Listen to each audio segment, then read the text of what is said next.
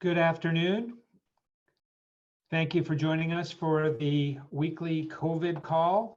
We've been had a number of topics talked about already, and this is a good opportunity to share questions and concerns that you're having about the current crisis we're in. We've had a lot of stuff happen in the last week. Some new legislation was passed at the federal level, which has a lot of ramifications for us. A lot of waivers that were submitted by the state to CMS. A lot of those were granted, and we're going to hear an update on that. We continue to hear about shortages of PPE, and hopefully we have some solutions that you might be able to rely on for additional supplies. But today we're going to focus at least part of our meeting on crisis communications. As you know, this is I mentioned we're in a crisis, but if a COVID patient were to happen in your community, how would you react? Are you ready for that? And this is certainly not the only crisis that that members are going to have to deal with now and into the future, but this is the current one, and we need to be prepared. So I'm really pleased to introduce two folks from Buckner who are going to present on crisis communications. Scott Collins is the Vice President of Communications for Buckner International. He has held that position for 25 years. His work at Buckner involves implementing a broad range of public relations and marketing strategies and techniques. Christopher Ruth is the Director of Media Relations for Buckner International. He oversees all news media outreach for Buckner, Buckner Children's and Family Services, and Buckner Retirement. And I also want to point out that Buckner Communications team was named the PR Team of the Year in 2019, and also won the American Marketing Association's DFW Chapter Marketing Team of the Year. So we're very pleased that they were able to join us and provide us with a presentation today on crisis communications. And Scott and Chris, if you can just unmute yourselves when you speak, and then we'll have an opportunity for some questions. If you would open your chat box on your Zoom, please type in your questions as you go along so you don't forget, and we'll get to your questions following the presentation. Scott? Okay, well, thank you, George, and it's a pleasure to be with everybody and to have the opportunity to share with you. I will tell you, we were scheduled to do this originally as a seminar. It's a rather long seminar, and I've done these for several years, both with retirement organizations, but also because of Buckner's work with child care agencies. So normally this is several hours. So as they used to see in college, we're going to try to get a drink of water out of a fire hydrant. Or if you were the presenter, you would probably say we're going to cram a semester into about 15 minutes. As you know, this was yesterday's Dallas Morning News. So generally, usually if we were doing this together, I would be showing you video clips and different press clippings that I save about different crisis communications and how organizations respond.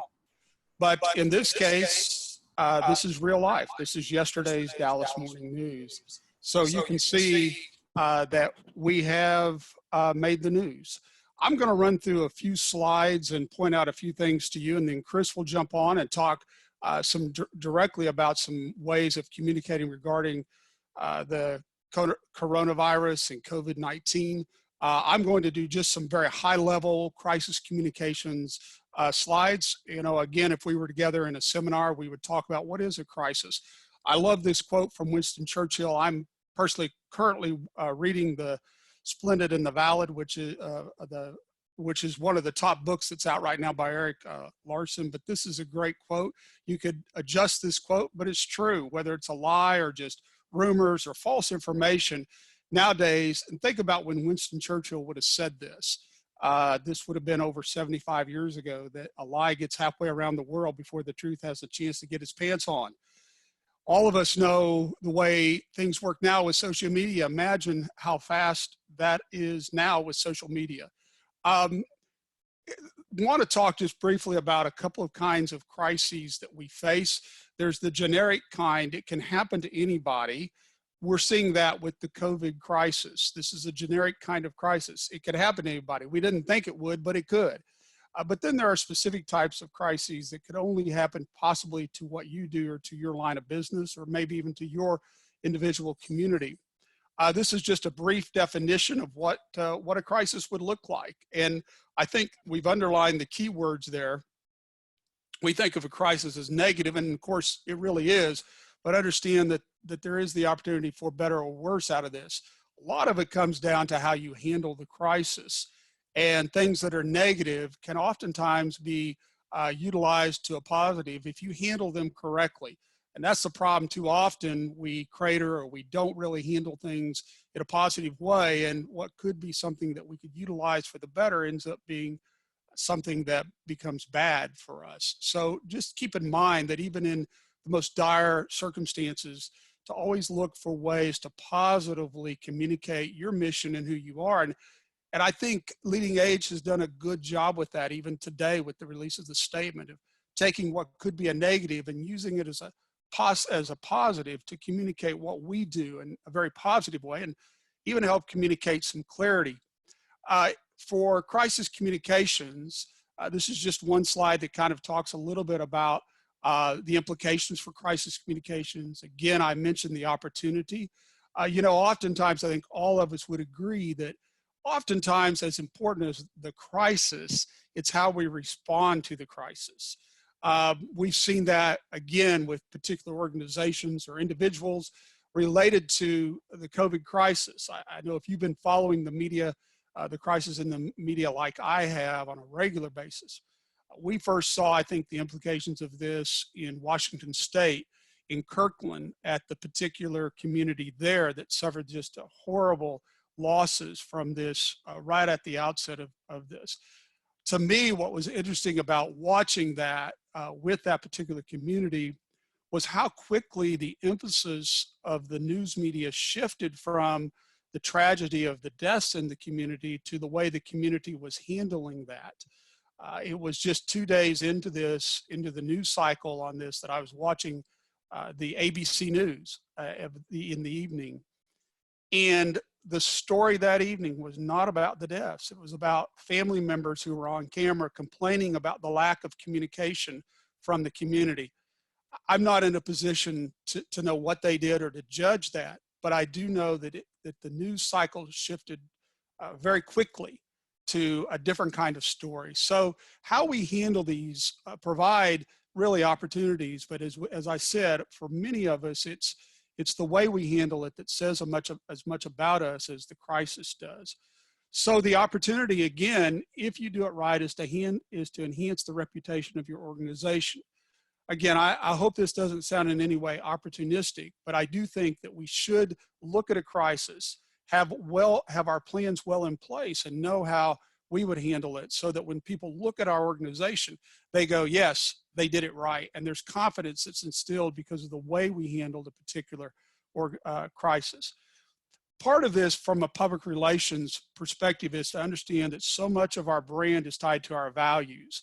You'll hear people talk about a brand promise, which is really a value statement of your organization. And anytime that your values are put on trial in the court of public opinion, then you have a crisis. So for us, when we look at our values of saying that we value caring for seniors in safe circumstances and taking care of them in the best ways possible, if for some reason the public views us of having broken that promise, then we have a crisis. So again, being able to communicate all the positive things that we're doing, the positive things we've done to protect residents in our communities is really essential, because again, remember, at the end of the day, the public is making a values judgment. So this, to me, if we were together in a long-term seminar for several hours, I would stop at this slide, excuse me, and I would say that this may be probably one of the more important things that I tell you today. And I think it can be boiled down to this. I heard this many, many years ago at a crisis communications seminar that was put on by the Public Relations Society of America. And I've just clung to these three principles, or these three bullets. And I think if there's anything that you take from it today, from my part of this, it would be this: realize that there are three things the public expects. The first is that you care about what has happened, and I know we all do. They want to know what you're doing about the situation. And then they want to know what you're doing to prevent its reoccurrence.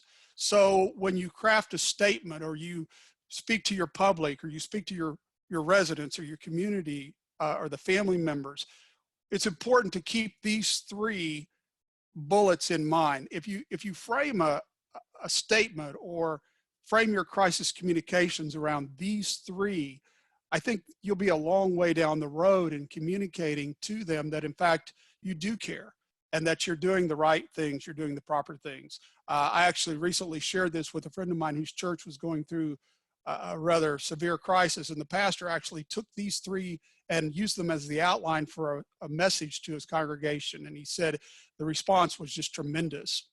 The thing to remember, we all know this, is there will be crisis communications, whether you do it or not.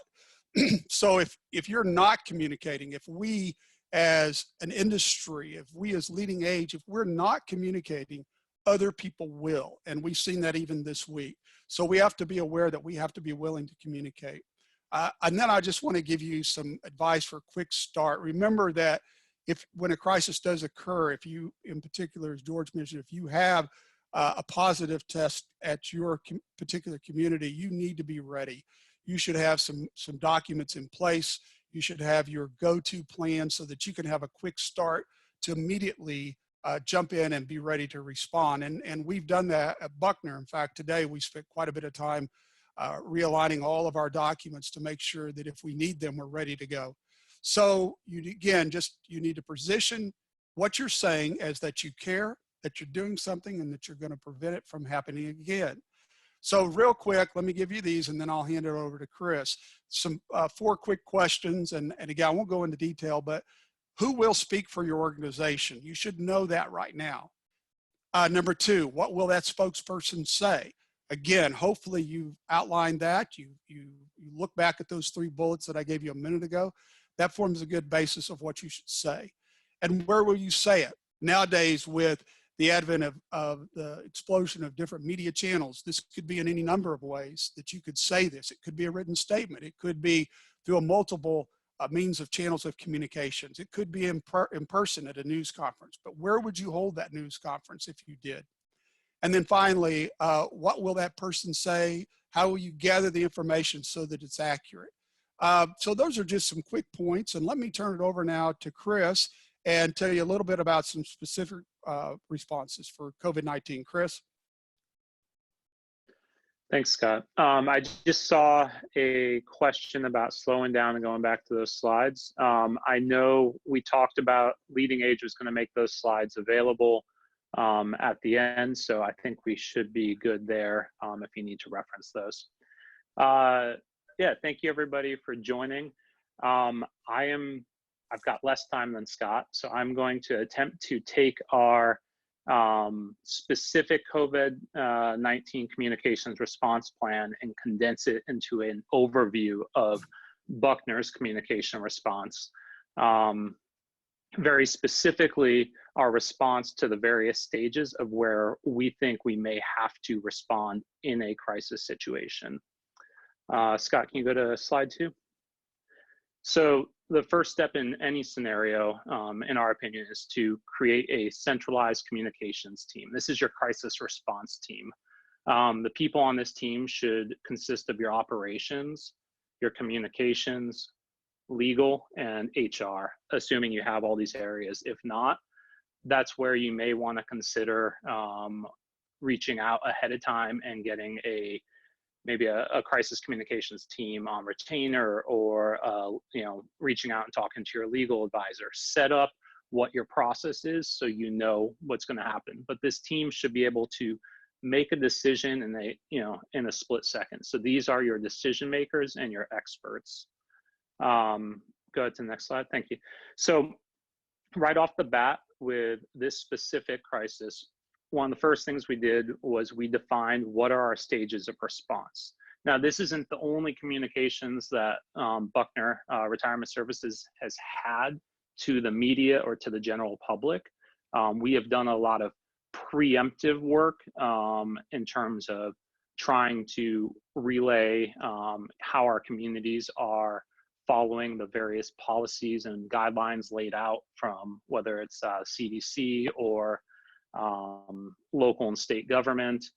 We've also tried to tell good stories about what's happening, because sometimes the best defense is a good offense. That's super cliche, I know, but I wanted to work a sports reference in. Anyway, so these stages of response are specific to if this crisis was to occur in any one of your communities.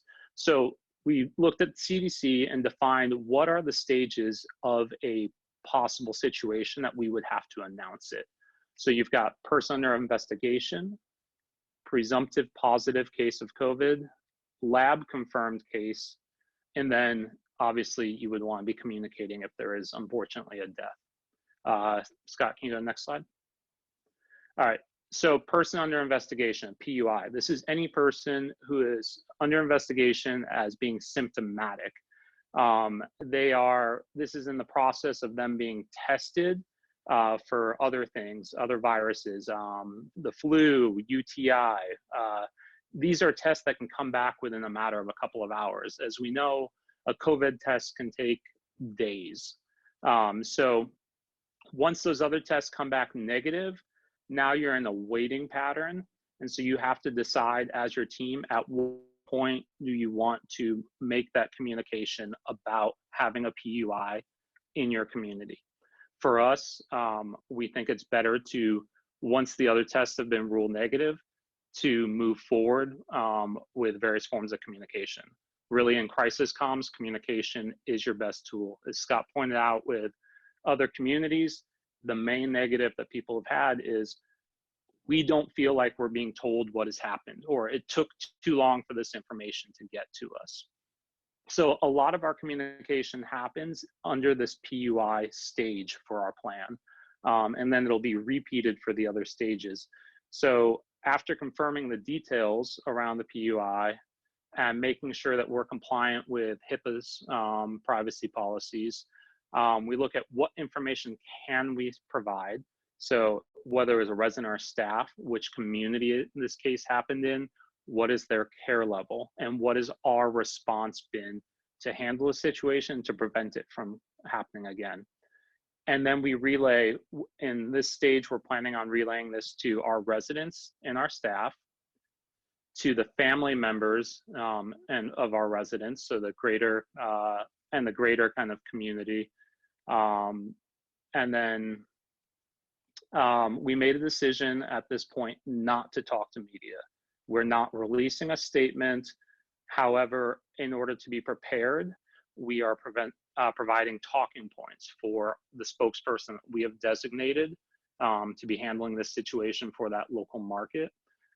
We are also providing talking points for our people in the community in case they're to get calls from concerned family members. All right, and then there's also the component, you still have an opportunity for a PUI where it comes back negative. So you'll want to then reiterate this communication. If you had a phone call with the family, okay, you're gonna wanna call them again and just make sure they're good. They understand this came back negative.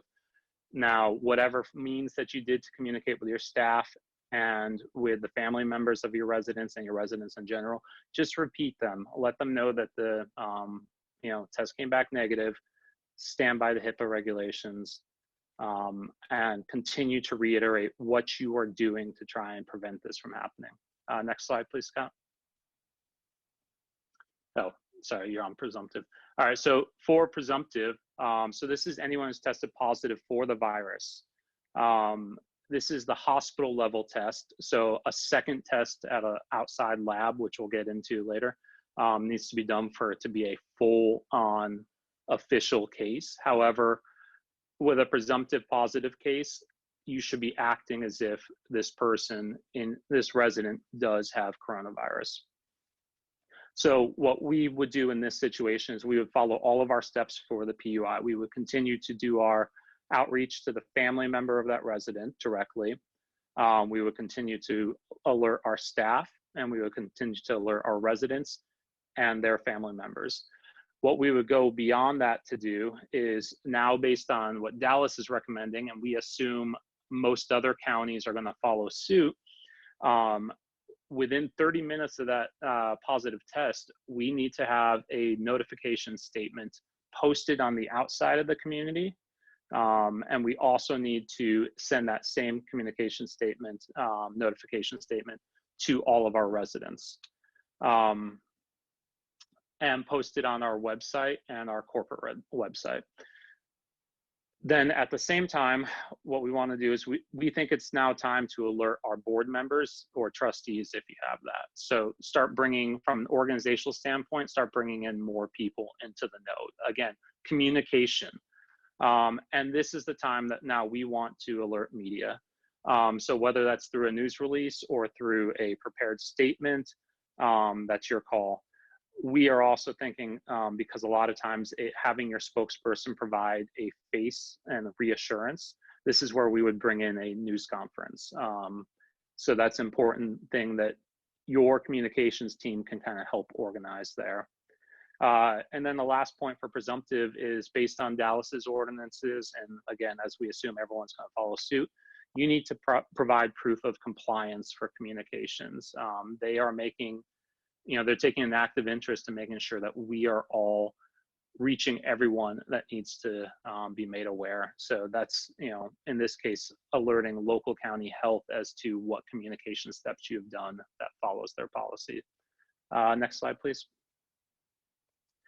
Laboratory confirmed case, for this one, we're reviewing the same steps. We're furthering the communication, even though it may sound redundant at this point.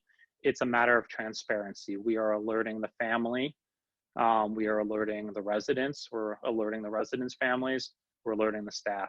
We'll do another form of media communication to state again that we have continued this process. All these communications, like I mentioned with the PUI, you are reaffirming the actions that you have taken. So this is why you can have prepared statements ready to go. You know what you've been doing. And so this is a way to insert this in and continue to show them that, hey, this is how we are being held accountable, and we are showing this to you. Last slide, Scott. And then the final thing, let's hope none of us have to go through this, though obviously it is starting to happen here in Texas, a death related to coronavirus. Before you do anything, confirm with the hospital that coronavirus is the case. I know I don't want that to sound callous, but you want that confirmation. From there, notify your local health department if the hospital hasn't already, and now you're going to want to repeat your steps of communication specific to this matter. But in my opinion, I think the first thing that you could do from a empathetic standpoint is to contact the family of the deceased, not only to offer your condolences, but to explain to them what you have to do from a communication standpoint to reach out to everybody else. You don't want them to see you on TV trying to offer condolences and trying to, keep everyone from being scared and panicked, and for them to then go to a news station and say, they never came and told me they were going to do this. You don't want to come off opportunistic, like Scott said. So walk them through what you're going to do and why, because it's a matter of calming the fears of everyone else through communication. So for all these steps, everything that I talked about, we already have templates that we've created to address any of this. Crisis communications is about planning ahead. All that, the templates, like Scott said, we have run through our crisis response team, and we have made sure that from a legal standpoint, it's okay. From an HR standpoint, it's okay. From an operational standpoint, it's okay. So anyway, that's all I have. I hope you all find this helpful. Thank you, Scott and Chris. Please type in your messages or your questions, and or if you have one, make sure you unmute yourself and you can ask it. I do have a question, just running through this. And Scott, I know you mentioned this earlier, but obviously this is a crisis that is happening everywhere. And it's sort of, it's a sort of a slow moving thing that's happening in different pockets of the country. And I'm wondering, what have you learned from the way other organizations have handled the crisis in their communities? And how would you have done things maybe a little bit differently if they didn't do it the right way? Yeah, I think again, I'm kind of I'm an old newspaper editor, so I'm somewhat of a news consumer. You notice I actually held up a real newspaper. For those of you who don't know, they still print those, and I still read it. So I do follow that very carefully, and I look at it through the sort of through the prism of how are they doing it. And I actually kind of, one of my hobbies is to collect crisis communications news clips and from all sorts of channels, TV and otherwise. I think I mentioned the one in Washington State. I think, again, Chris gave a really good piece of advice there, and that is always be empathetic first and foremost to our real customers, and that is our residents and their families, because they can be your greatest advocates, but they can also be the greatest source of problems for us, because if you don't communicate with them, if they hear it through another channel, or they don't feel like that you're talking to them, then I think it can come back on you. And in this day and age, their word is worth much more than ours. In the age of earned media or social media, people listen to what the third party says more than they do us. So I think that is a big lesson, I think, from this. I think the other thing, and you mentioned this, George, I think this is a slow moving crisis. I mean, I say that in the sense that we've seen it coming in a way, but it feels like it's exponentially increasing, which it is. But because we've got the opportunity, here in Texas, especially when we look at New York, California, other markets and venues, we still, I think, have an opportunity or a window of time to prepare ourselves. Again, I'd reiterate what I said, what Chris said. I'll say it again. You should have your templates ready. You should have your statement written. You can just keep the date blank. I was emailing with Charlie and Brian earlier from our team today, and I just said, I pray we don't have to use these. But you know what? We need to be ready. And I think that's a big lesson for us right now is don't be caught unaware. Okay, do we have any other questions? Make sure, again, type them in or unmute yourself and ask the question.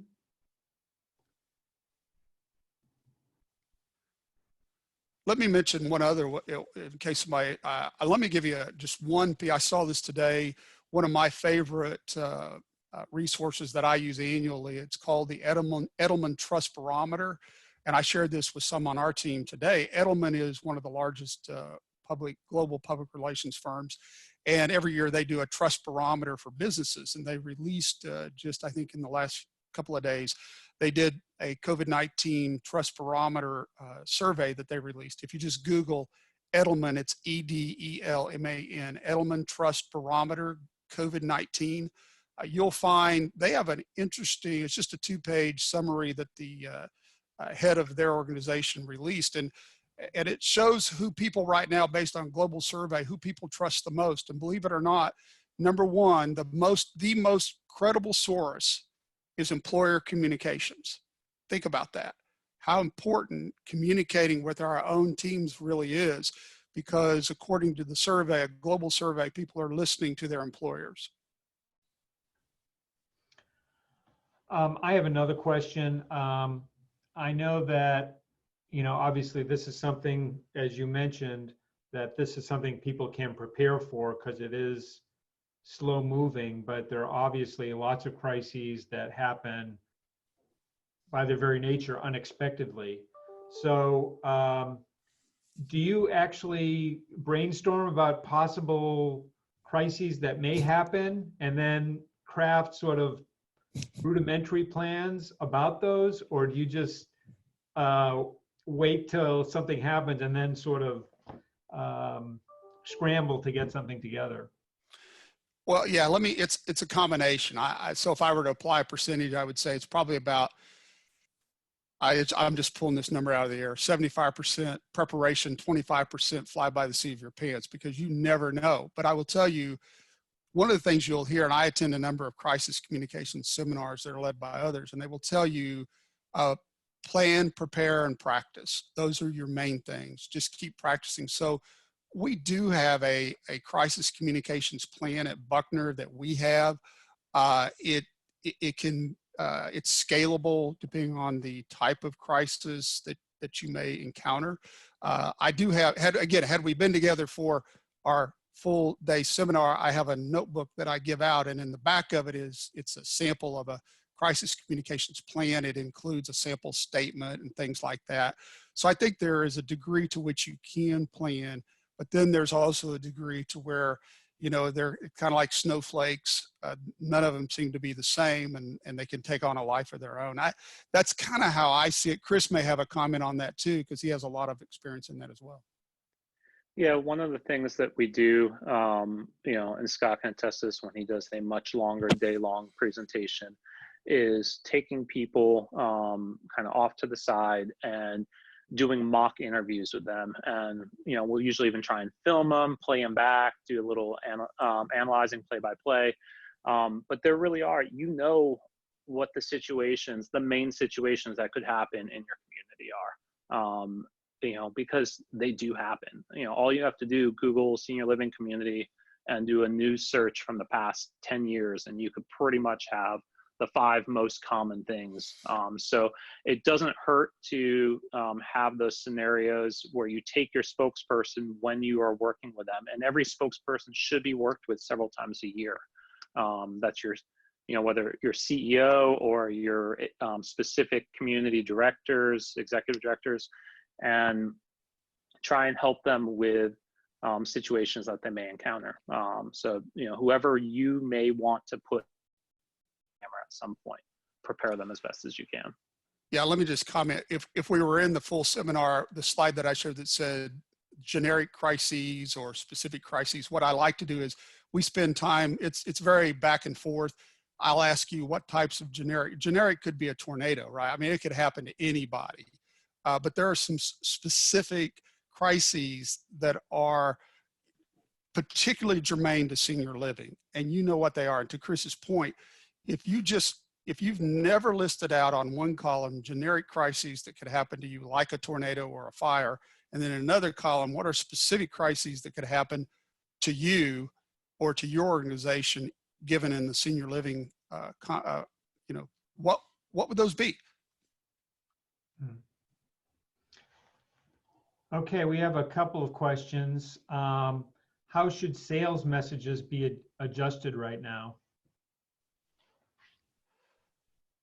Chris, you want to, we have done that. We've done that very intentionally at Buckner. And I think I'll comment. I want Chris to comment because we've worked very carefully with our sales marketing folks on this. This is one of those where the field of marketing communications, MarCom, has sort of merged, marketing and public relations sort of merged as disciplines, but this is one of those that's very distinctly a public relations area because of the crisis communications nature. We've worked really closely with our marketing folks on messaging. I mean, I think they've done I just think they've done a tremendous job through the social media channels to continue to be present, but not to be overtly selling. And I think they've done a good job of just communicating stories that are happening. Chris mentioned that as part of our strategy. One thing that we did as well is, and it may not work for everybody, but Chris, working with our HR folks and operations, sort of launched a campaign of hiring. The fact that we do need staff right now during this time, and there are a lot of people in the service industry, such as restaurants, who are looking for work. and Chris and worked with Brian Robbins on our team and did some media relations on that. And we put that on our social media as well, talking about how this is an opportunity to explore a career in senior living. And it really has had a lot of traction. Chris, you may want to comment as well on some of that. Yeah, I would say the best sales tool is if you believe that your community is doing a good job, and you are following, as much of the safety procedures as you can, and you are doing your best to mitigate risk to your residents, then be transparent about that, because you are showing, the leadership and the initiative that the community is having, and you're showing how putting your residents first is in your best interest, and that's at the heart of what you all do. That ends up being sales. It's better than trying to tell someone all the reasons during the regular time, during our normal times of why they should come in. You're reassuring them. So, and yes, that we aren't going to see people moving in right now. It's based on government ordinances and all that. We're trying to limit, but be transparent, and I think we won't see as much of a dip as we are all afraid of. So. Okay, I have another question, and this I think everyone can relate to, is what is the best way that you've found to communicate with your employees regarding the current crisis? So Chris, you want to jump in on that, and then I can maybe add? Yeah, we've had, so the way Buckner is established, we've got Charlie Wilson and Brian Robbins as the head of Buckner Retirement Services, but then we also have a CEO and president for all of Buckner International. And I feel like, our team has just done, our executive team has done an amazing job of consistently providing updates, even if at some point it sounds like it's a similar message. They're bringing our organization into the room where the decisions are made. And that sort of, they don't have to, read or hear every little aspect, but you're communicating what's going on, because it's that communication that reassures staff. Take the opportunity to tell them what you're doing to protect them, and take the opportunity to tell them how they can help protect each other and residents. Like Scott said earlier, right now people are listening to their employers more than anyone else. And so it becomes even more important for us all to kind of work together and present a coordinated message. Your communications from your leaders should match the communications that are going out to media, going out to residents. It should be cohesive. And I would just add in terms of messaging to that, and I referenced this, the Edelman Barometer. One of the points that they make in the survey is that the majority of employees who answered this said to them, it is important for them to know how the virus is affecting the organization's ability to operate. In any crisis, it's personal crisis or organizational crisis, let's face it, the first question we all ask is, how does this affect me? And if employees are concerned about their own health, if they're concerned about the health or organizational health of your community, it affects who they are, it affects their ability to do their job. And so at the basic part of that is everybody wants to know, how does this affect me? And so I think communicating to the employees that you're good now more than ever. Your residents need you. They need our organization to continue to do what we do well. To add to that too, every employee, under normal circumstances and even a crisis situation, every employee is a brand ambassador. And therefore, if you are not communicating well and you are not in their corner and supporting them, that's exactly the type of message that may end up in the media, because right now everybody is vulnerable to reporters coming and sniffing, and they don't necessarily want to write a trash piece, but if somebody talks to them and starts, telling them their opinion, that's going to get used. Thank you. Just a couple of things. One, we've had a couple of questions about the handouts. Those are all going to be emailed to you after the presentation. And also want to thank Scott and Chris for participating today. It's been really helpful. We're already copying, imitation is the greatest form of flattery. So we're also trying to get a campaign going about working in senior living, and we're going to collect information and send it out to members in the areas where people submit from, just because we know that from experience, people who get exposed to our field really find it very fulfilling. And so we're looking to, take advantage of a crisis situation, because there's a lot of folks out of work right now and they're looking for other opportunities. So you'll probably be seeing more of that in the coming days. I'm going to turn it over now to Corey.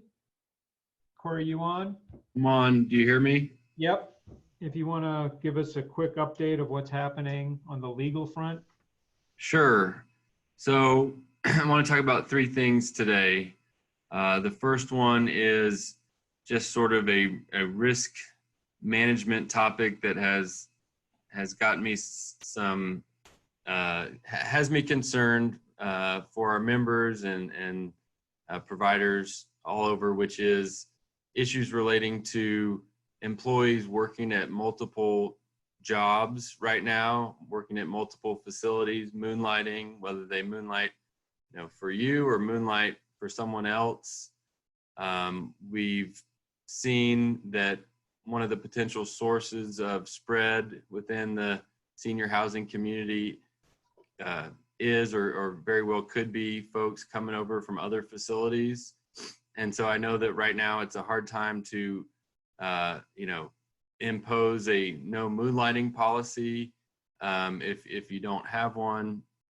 But I really do think it's important to think about how you're addressing that situation and thinking about, or at least considering taking measures to require employees to choose where they're working right now, and potentially saying that, if you're working for us, you can't work for other nursing facilities or other senior housing providers.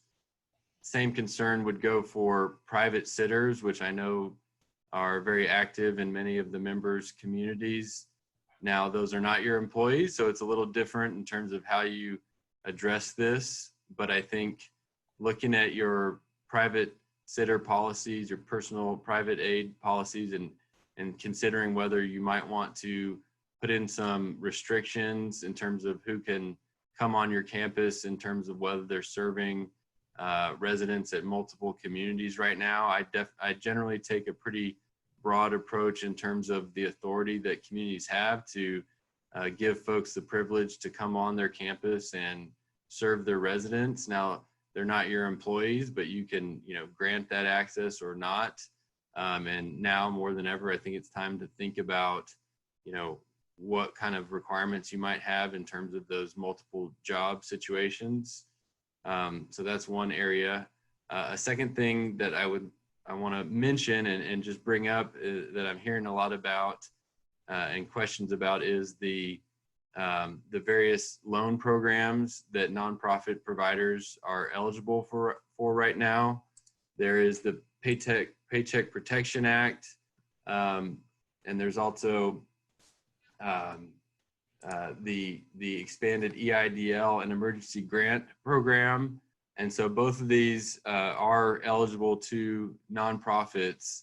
And there's some key distinctions. The biggest one is with the Paycheck Protection Program, that is forgivable, and it's up to $10 million or the lesser of 10 million or 2.5 times the average monthly payroll. There's some requirements with that loan to basically keep people employed and not cut pay beyond certain thresholds that, you'll have to look at those in detail. The interest rate is about 4%. Those come from private companies.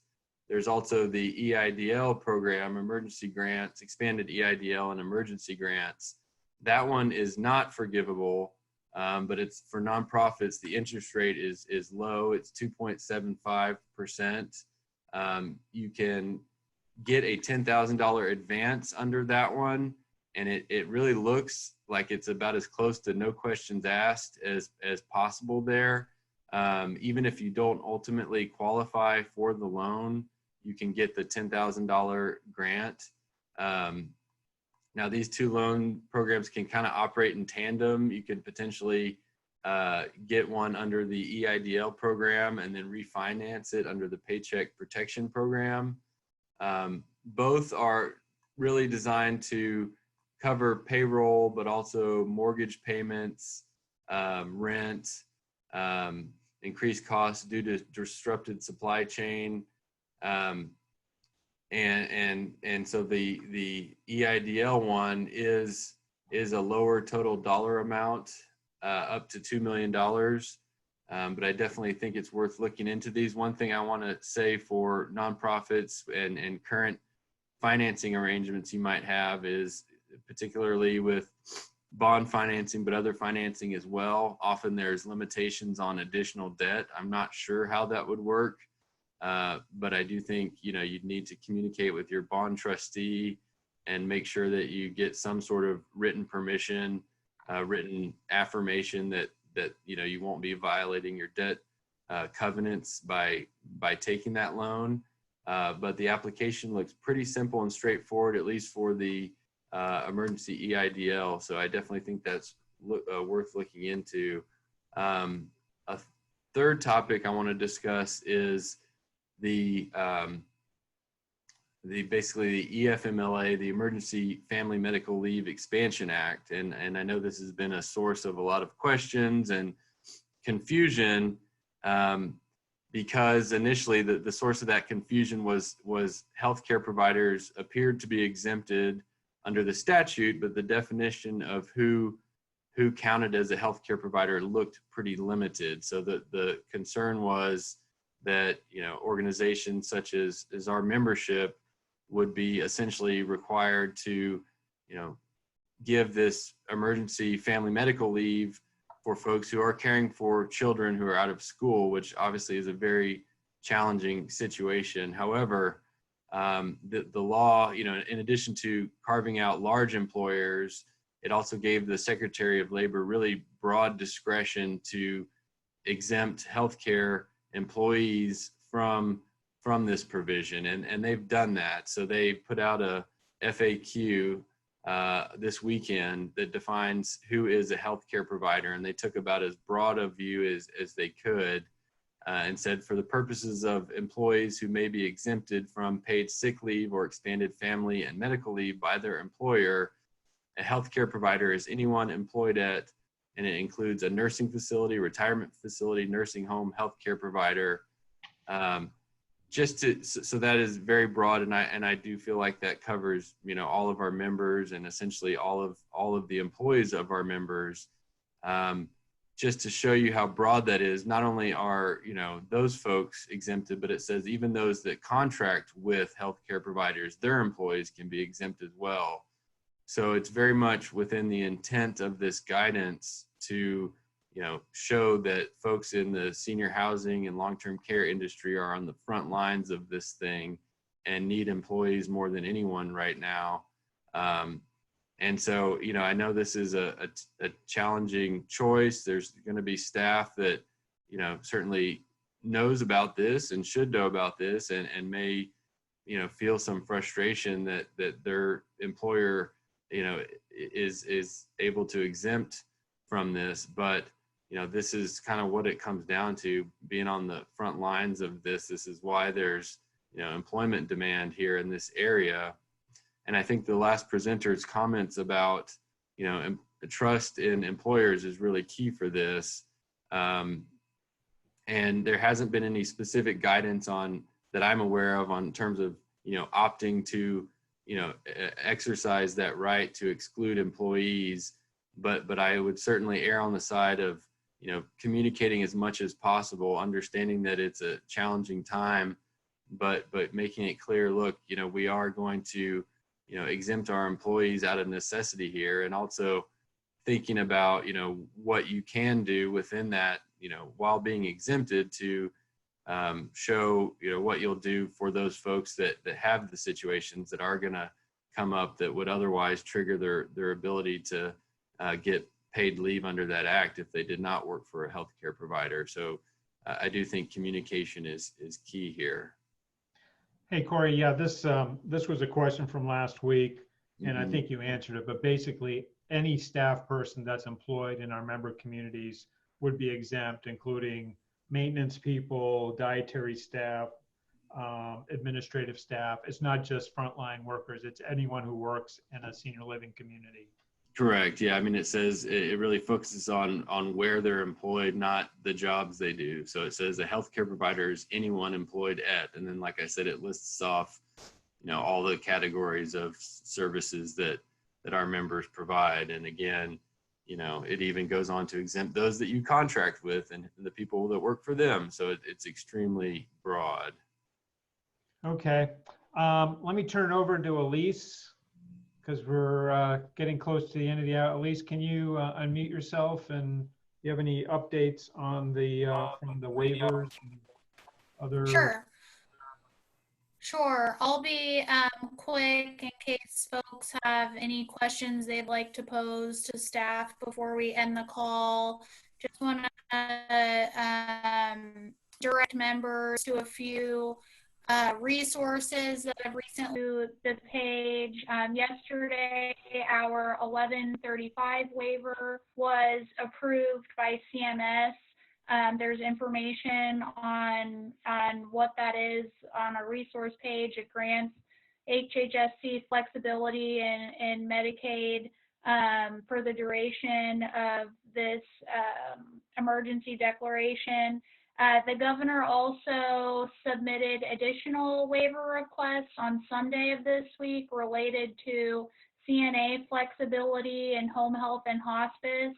But also allowing non-clinical staff to provide feeding assistance to nursing facility residents. So hoping we get word on approval there sometime within the next couple of days.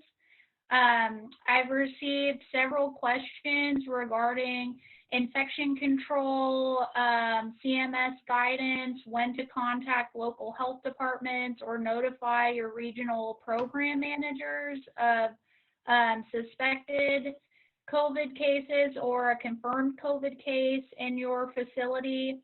The guidance is pretty clear and posted on our resources page. It is from March 24th, where CMS provided some updated guidance as well as the focused infection control survey. So you have access to see what that survey is, but also use it as a checklist to make sure that you're following the updated infection control guidance around COVID-19. And I also wanted to just let everyone know that HHSC will start planning standing nursing facility stakeholder calls probably next week. So we will make sure to push those out, but also can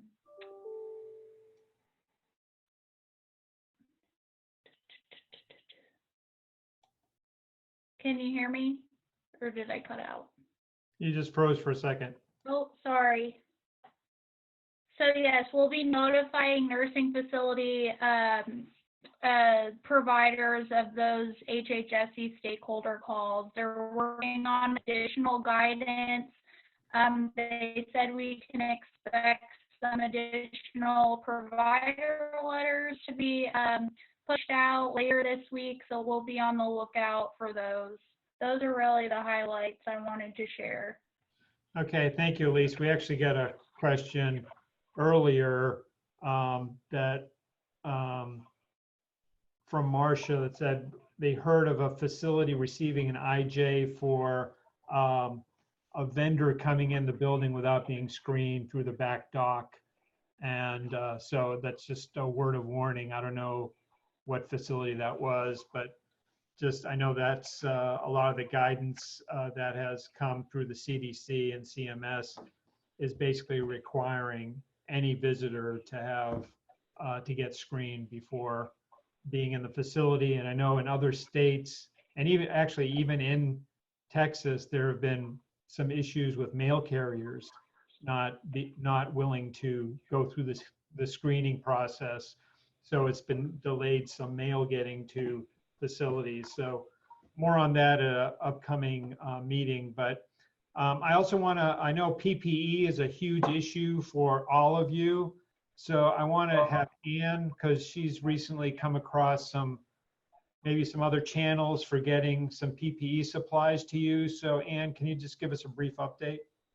I sure can. Thank you for having me. I wanted to let our members know that we are communicating our PPE solutions through Juliana. She's going to be pushing those out on a daily or every other day basis. Some of the channels that we found, Value First has come across some solutions, although they're not on the Vizient contract. They have been somewhat vetted through Value First. And additional sources we found through a connection from Christian Care. They have got me in contact with a resource through the Dallas Mayor's office, where they have posted a list of organizations that are willing to help nonprofits during this time of need. So I'm going through and vetting those. A majority of those resources are willing to service all of Texas. So it's not just for the Dallas and surrounding communities. So I'm vetting those out too. So there are a lot of organizations that are willing to help, and those communications will be coming out as soon as they're vetted to the best of our abilities. All right. Thank you. I also want to alert you, we're having these calls on a weekly basis. Next week, we're going to feature somebody who's going to talk to us about childcare. I know that's a huge issue for a lot of members, particularly since schools are closed now for the foreseeable future, and providing childcare for your employees is a major issue to keep your employees content and happy and working, because we have such a staffing issue at all of our member facilities. So we want to make sure that we address that as well, along with all of your other questions. So I will also direct all of you to please come to the LeadingAge Texas website and to our coronavirus resource page. LeadingAge National also has plenty of resources as well, and they're having a daily call on with members around the country.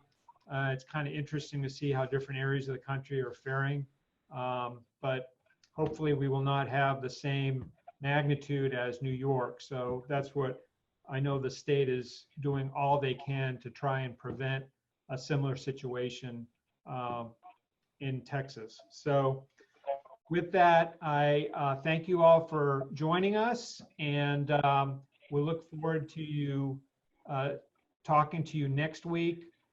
In the meantime, feel free to email or call any of us for any assistance you might need. Thank you very much.